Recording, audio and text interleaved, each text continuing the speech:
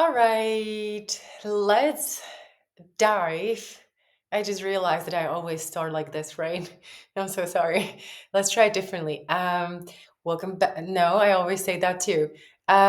Whatever. I'm happy that you're here. And in this video, we're going to look at specific activities that not only science found effective, but also my students usually name as those that really help them to not only manage with stress but build their well-being.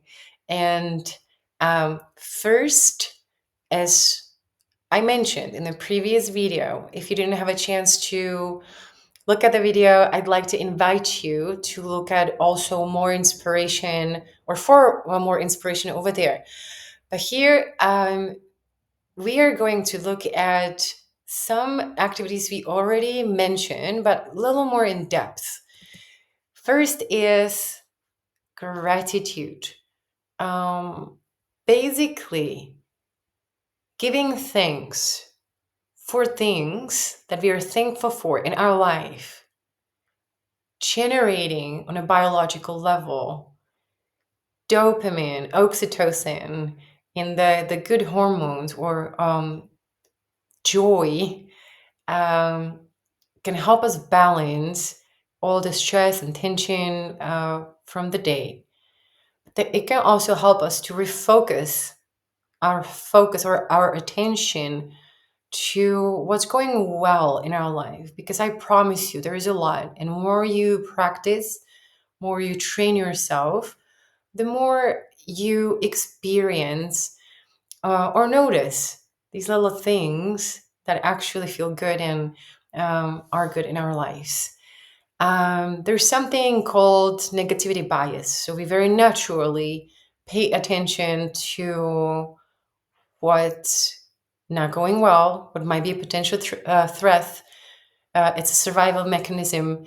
But um, what we don't do very naturally is to pay attention to the good things. So sitting down and either only thinking or writing down simply three things that are you thankful for in your life can have a great impact on your well-being. And from my experience, students usually share with me that it might feel strange at the beginning, or it might be something that we forget about to do. So again, we use some sticky note. But the more they practice, very quickly and very easily within a week, I've heard this from my students multiple times, that they start notice during their day that this could be a thing that they're going to write down uh, in the evening as a thing they're thankful for. Or they're more likely to notice the good things naturally and automatically. Uh, Another variety of this activity might be what went well. Asking yourself not what am I thankful for, but what went well within the last 24 hours? What have I accomplished or finished? Or what was a good experience, nice experience? Maybe I had some nice talk with someone, or maybe I had a good coffee and it really tasted perfectly, or I enjoyed the discussion we had during the class. Anything that comes to your mind. It doesn't mean if it's big or small. It's more about the experience and reliving that experience at the moment. You can write it down in some notebook. You can note it in your phone, but you can also download some app. There are many applications for smartphones that are going to help you to track what you're thankful for. Let me think if there's anything else I would like to say about this. Just give it a chance and you will see. Another thing that not only science shows us, but also, again, my students really appreciate or see that is very beneficial for them, and that is finding time for activities that they enjoy, they like, they feel drawn to. And it doesn't have to be very productive activity or anything that's going to bring us some achievement or some result, but doing the activity for its own sake, to ideally maybe even get in flow, do some crafting. Female students usually say they like drawing, crafting, painting, and male students usually say that they enjoy making time for their hobbies like sports, joining some group sports, or moving their bodies, whatever feels good to you, even though we usually tend to postpone our hobbies and things we feel passionate about to do that after we finish our to-do list and all these things. But um, I think that the real trick and magic is to learn, and I'm also speaking to myself right now, to learn that no matter how full your schedule is, you find the time for these things, to relax and to do your hobbies and things you love. Because sometimes our to do lists are never ending, or new things pop up that we have to do, new tasks, new emails, new calls. So I think the trick is really to learn to feel comfortable in the discomfort, that I feel the urge that I should be doing some things, but I'm not going to do that because I am going to provide this time to things I enjoy, like, and that make me happy and relaxed. That's another thing I'd like to share with you. Isn't this picture cute? Uh, Find time to slow down and to relax, no matter what that means to you. Sometimes it can be taking a nap after you get back from school. Sometimes it can be a walk in the nature. Sometimes it can be a talk with your friend.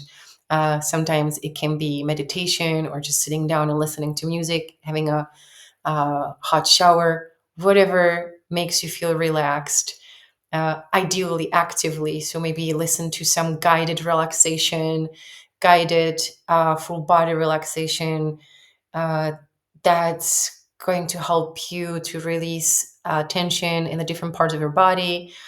Find your way, but please relax. Another thing that I think you might enjoy and what can be very effective for you is journaling, grabbing pen and paper.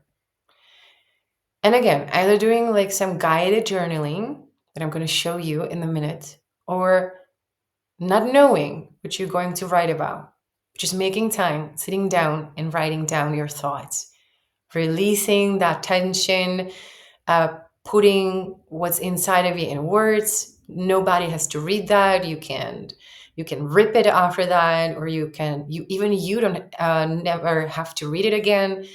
It's more about the process of becoming aware of your own inner world and thoughts. Or you can ask yourself a question you want to deal with, or you're thinking about some problem, and you can just write it down and think while writing about, um, or I would maybe say, maybe don't even think, just write about the problem, and you will be surprised that sometimes the resolution finds itself while the process of writing. But also, what I find very effective for my students, and for what could be very effective for you, is to have a structure. What do you want to think about? What do you want to write about? Um, Lena, a beautiful student of mine, just asked me recently that, and I think it's very specific or typical for university students because it's not the first time I've heard this. Students ask about, I or you are in this particular age of yours, and you ask or feel like, I don't really know where my life is leading me to. I don't really know what I want to do after school. I don't really know if I see meaning in what I'm doing. So, what can really help you is something called life crafting, which can be a way to find purpose and meaning in your life. There's a set of questions that I would like you to look at and choose from. You can take print screen or you can pause the video here. But the main idea is to write about and to ask yourself about some values and passion. For example, what do you like to do? What kind of career would you like to have? What life choices would you like to do? Or current and desire competences and habits. What kind of competences would you like to adopt? Or present and future social life? Who are the people you would like to hang out with, or work with, or live with? Possible future career path. Ask yourself, what would your ideal career look like if you knew that everything's going to work out for you? Who are the people you would like to work with? What would you like to do? If you had any money on the planet, what occupation would you choose? Ideal versus less ideal future. Again, be creative and think about what ideal future would look like for you. And then compare it to what less ideal future would look like. And then think of what steps you need to do to get closer to your ideal future. Then goal attainment and if then plans. Set your goals, set them smartly, be specific, make them measurable, realistic, and also think about plans B and C. It might be a lot of fun to think about different scenarios, and also can relieve a lot of tension if we think that this scenario is not the only one that we need to obtain, or it's not the only one way we want to live. And sometimes, while thinking about plan B, C, sometimes you discover that plan B might sound even more exciting for you than plan E. I'm sorry, plan A, of course. And public commitment to goal. Um, the researcher Shippers, who developed this for her students, um, suggest you to also not to be afraid to do public commitment. That can help us to stay on track, to maybe post on social media, hey, this is what I want to do. I want to run marathon, so I'm going to start practicing. And that public commitment might help you to stay involved in your future plans and steps. But Francesco, a student of mine, my dear student, once mentioned when I was discussing this with them that just the idea of making some public commitment feels scary, or not even scary, but uncomfortable to him. So, again, let me remind you that if you remember the strategies, you pick and choose. You're the one who decides, and you're the one who fits, who chooses the activities and tips that fit you. So please, again, pick and choose what sounds good to you. And if you were seeking for more tips, more advices, there's the full book for you, Well-being and Success for University Students, that I would like to also present to you more closely in the next video.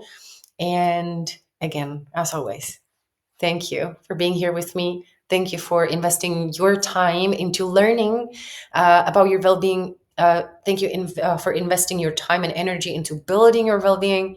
I cannot be happier to be here with you. And again, I'm going to see you soon in the next video. And in the meantime, be well.